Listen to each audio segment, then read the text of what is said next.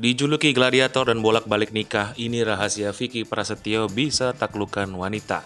Artis Vicky Prasetyo seolah memiliki daya pesona yang mampu memikat banyak wanita. Hal ini terbukti dari rekam jejak Vicky yang diketahui sudah menikah sebanyak 4 kali. Tak tanggung-tanggung dengan daya pesonanya, artis yang mendapat julukan gladiator ini berhasil memenangkan hati beberapa artis cantik tanah air, mulai dari Zaskia Gotik, Angel Elga hingga Kalina Oktarani. Tak hanya orang Indonesia, sebelumnya Vicky juga tengah gencar mendapatkan hati sosok model cantik asal Rusia bernama Alena Kartaeva. Tetapi kendati demikian, hingga kini Vicky Prasetyo diketahui belum memiliki kekasih setelah dirinya berpisah dengan Kalina. Nama sang gladiator sebenarnya melambung tinggi saat dulu memiliki hubungan spesial dengan pedangdut Zaskia Gotik, tepatnya pada tahun 2013 silam.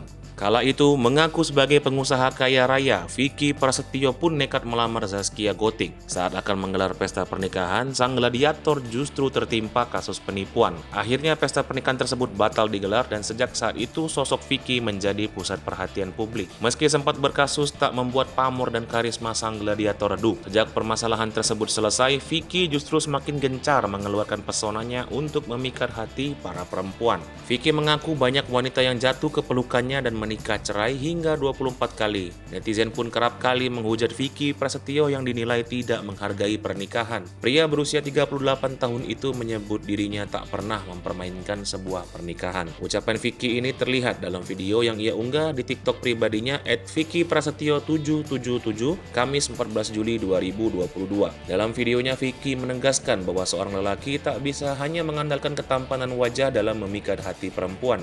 Tak hanya itu, bahkan menurut Vicky, menjadi lelaki kaya juga tak bisa menjamin banyak perempuan yang akan terpesona. Hal ini lantaran menurutnya, ketampanan dan kekayaan hanyalah sebuah titipan Tuhan yang kapan saja bisa hilang sehingga sifatnya hanya sementara. Bagi Vicky, seseorang lelaki seharusnya memiliki sebuah keberanian dan sikap yang bisa membuat wanita menjadi nyaman jika berada di dekatnya.